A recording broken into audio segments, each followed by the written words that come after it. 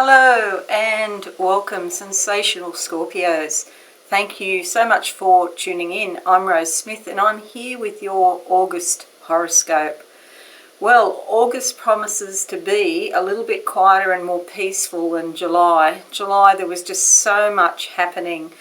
We had Mercury retrograde, we had 2 eclipses and also 2 black moons if you're in the northern hemisphere.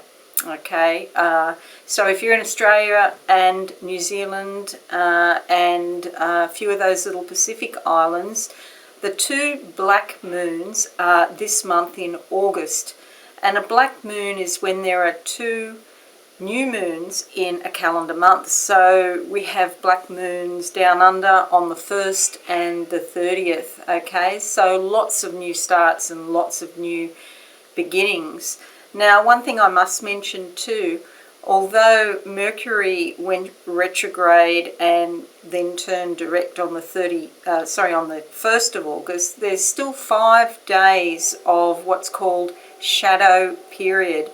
And this 5 days occurs from the 1st to the 5th of August, and it basically means that the energy of Mercury retrograde is still around, but it is going off. So every day it's less and less powerful.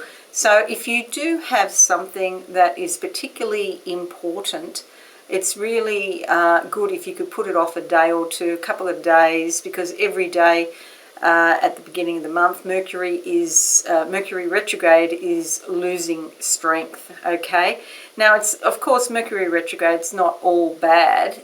It's just that certain things can go haywire, like technology. Mine certainly has been. Travel plans, contracts and agreements where you have to go back and revisit things. In general, communications generally can get into, a bit of bother with Mercury retrograde. But the upside is that things from the past can come back, and they come back so, they can be healed. They revisit so that we can change our response and maybe tweak our response to, things we thought that we did that, could have been done in a better way. So it's all about healing and fixing things up, resolving issues when the past comes back. If you have an ex come back, and that's an ex of any sort, whether that's in a personal relationship or a business relationship, just remember why they are an ex. There's a reason for it, reason for everything. So just hold that in your mind. You don't want to go back into the frying pan, so to speak. Okay, so when Mercury turns direct on the 12th, it comes into alignment with a lot of other planets. So the Sun, Venus, Mars, and it's all happening in your 10th house. Okay, so Venus gives a lovely, peaceful sort of energy, makes you Mr. or Mrs. or Ms. popular for the month. And there in your 10th house, that's your mission in life. It's more like a vocation. So people talk about work, it's more than just work. It's what makes your heart sing. And if you're not doing paid work, it could be something like volunteer work or things that you really treat very seriously because it makes your heart sing and it's part of your mission in life. You're meant to do it. For some of us, that does mean it's a vocation. So if you're in this industry, for example, the psychic industry or the metaphysical industry, you could feel very strongly about, what you're doing and you believe in what you're doing. So with Venus there, that gives you beautiful, smooth flowing energy of peace and harmony. And people kind of recognize that energy in you and they're attracted to you. With the Sun there, that gives you awareness and insight about what you're doing and why you're doing it. And with Mars there, you're mightily motivated to continue on with your projects in that regard. Okay, so that's around the 12th, okay, your life's mission. Then the 15th sees the full moon in your 4th house. Now, the 10th house and the 4th house are sort of opposite. Well, not sort of, they are. They're definitely opposite each other in the zodiac wheel. So it could be a little bit of kind of rebalancing between your career or your vocation in life and your family, your home and family there in the 4th house. And especially if you work from home, you might find that you really need to tweak the boundaries between the two, because your work could, or your career could, spread over into your family life and vice versa. So, you need a separate place to work, which is out of the, the hustle and bustle of the normal family routine. Okay, so a full moon there means changes, okay, in your home and family. It could be you get a bigger home, or, as I was just saying, you designate a specific place to work and nobody can go into that area except for you, for an example. But there are changes in your home and family. And, it doesn't mean it's negative. It's just a completion of something. Something from the past is passing, and to allow space for something new to come in. So a new way of doing things around family members. You could see family members, moving out of home, and then all of a sudden you've got a spare room and you can work in there, or something like that. Okay, then the end of the month, the 19th, sees Mars going into your 11th house. The 22nd sees Venus going into your 11th house. The 24th sees the Sun going into your 11th house, and the 30th sees a new moon going into your 11th house. All this 11th house activity. And the 11th house is all about your hopes and dreams, and it's also about your friends, your groups, community, your social connections generally. Okay, so with all of that activity, we can see there's a lot of motivation.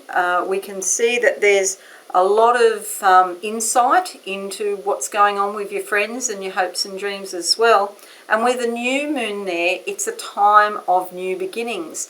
So you're very well placed, sensational Scorpios, to go out, join new groups, meet new friends, make new connections. So that can enhance your life, personal and business. Okay, so new communities, all of these things happening promises that August will be, a better month than what July was for you. So thankfully, can't wait, bring it on. I'm doing this in July. I've still got the technology problems going on. So hopefully this is all going to air okay. Alrighty, so I'm going to have a look now psychically for you, sensational Scorpio. So I've got the full moon in my face, which is about changes and transformation. So July was a time when things may have been unexpected or a bit dramatic or traumatic. August is the time when we still have change, but it's not so painful or so, disruptive in our lives.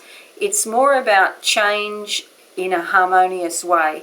Okay, so transformation, gentle transformation. You still get things done. You get to, really appreciate what your heart is trying to tell you, especially in regard to your life mission. Okay, that's what the 11th house is all about, your life mission. The purpose that you're on this planet, why you came here. And we've all come here with a specific reason, and it's not just one, it can be multiple reasons. So it might be you had to marry someone, you had to have certain children, you have to do a certain job. There's these things laid down, and then when we're here, we get to fill in the colours of, the tapestry of life, and we get to do the finer detail. But we've already put down the broad brush strokes, if you think of it that way, before we got here. Okay, I can see a great waterfall of energy, water rushing in, crystal clear water. This is great for your health and your well-being. It gives you extra vitality, and if you've had any niggling health problems or issues with your well-being, you could be feeling more vital and just feeling better. Okay, time for moving around. I don't like to use the word exercise too much, but try to be more active okay, especially if you're in the southern hemisphere, because it's winter down here at the moment, and I know we're all in our caves at the moment. But in August, okay, it's really time to start looking forward to spring, and I feel that there's an early spring this year. So really from now on, even though I'm doing this in July, mid-July, from now on there are signs of an early spring. So time to start getting more active, start moving, getting out and about, and doing things. Okay, so let's look in the cards now, and we'll start with the tarot cards, or the tarot as some people like to say, and see what comes up for sensational Scorpio in the month of August 2019.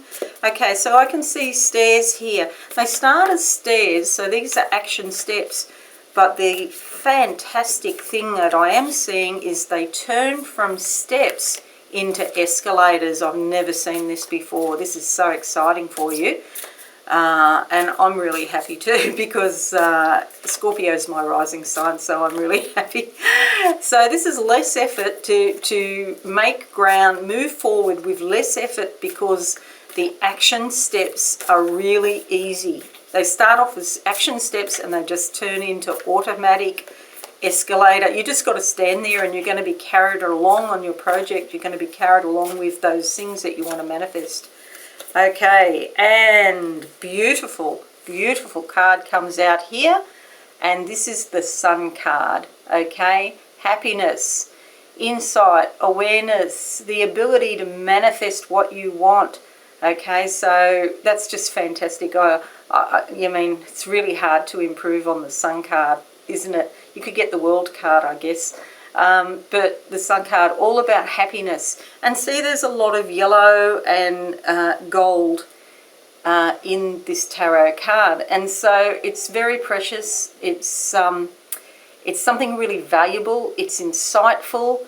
It's wise. Oh, it's just great. So fantastic to have that for you Scorpios in August. Okay, terrific.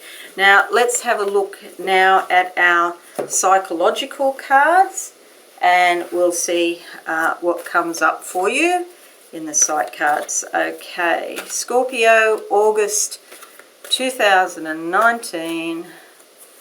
And oh, okay, so we did have this for one of the other star signs, erotic. Now, erotic doesn't necessarily mean what you think it means, but before I say too much, let's have a look at the inner card, the card that sits inside this, because that will determine what it is. So let's have a look at that. And I've shuffled these cards. Wow, one's just jumped out at me. This is really strange. I didn't even get to shuffle them again. I shuffled them before, but this one jumped out. Now, look at this. It's like a graph, okay? So it's somebody measuring things, all right? So erotic means coming to terms with, or getting turned on by the idea that measurement is good, okay? Now, if you're in a sort of job like, you know, you're dealing with SEO, or search engine optimization on the internet, then that's the kind of thing they do, measure things all the time. But not only people like that in the sciences and the mathematics, but we all measure things. We all discriminate every single day on something. We're measuring our performance. Okay, this is great if you have a performance review coming up at work, because you are being measured on certain factors, okay? And it's a matter, you can sit down and work it out with your brain. So this is a very strange concept to get, for me, you know, I just feel, wow, I don't get turned on by mathematics very much, but this is the kind of thing about measuring up to a certain standard. It is about standards, okay, for you sensational Scorps in August. So, and it's in a good way. The reason the word erotic has come up is because it's not a negative thing. It's about integrating that energy so that You have control over that energy. It doesn't have power over you. You're the one in control. You're the one with the power. So very unusual, and never had this combination before. But yeah, it's pretty cool, don't you think? When you think about it, I think that's pretty cool.